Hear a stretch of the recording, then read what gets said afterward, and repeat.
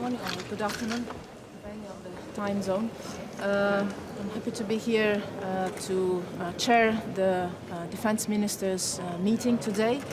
I will stay only for a while because afterwards I will be flying to Washington for a meeting on extreme violence and counterterrorism, where I will have also the chance of speaking with Secretary of State Kerry and some of our Arab colleagues on the situation in Libya in particular. But the meeting we're having today with the defense ministers is particularly important as it comes in times where our security is threatened, both at our eastern borders and at our southern borders.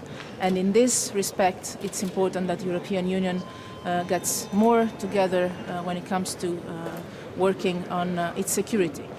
It's military, it's not only military. We will also discuss today the ways in which the European Union is already providing support for the implementation of the Minsk agreements. Let me say that the developments this night in the Baltseve in Ukraine were clearly a violation of the ceasefire, of the agreements that were signed.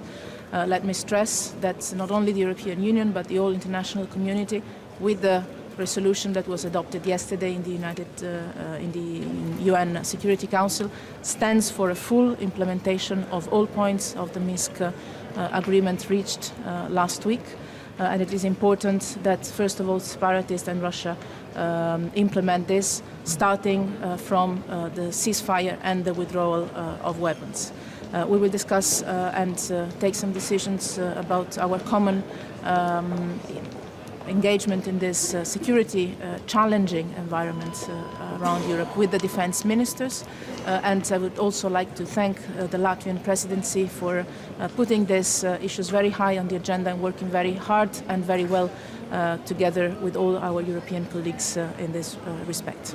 Thank you. Can I ask you whether in your statement today, Ms. Mogherini, you said that you're threatening appropriate action if the fighting continues in Ukraine. Could that mean more economic sanctions?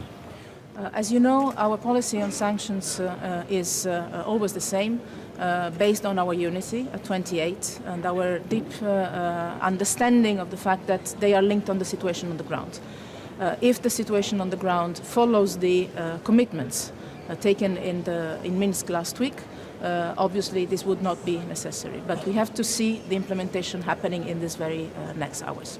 In any case, this is an informal meeting of ministers of defense, so this is not obviously something we're going to discuss today.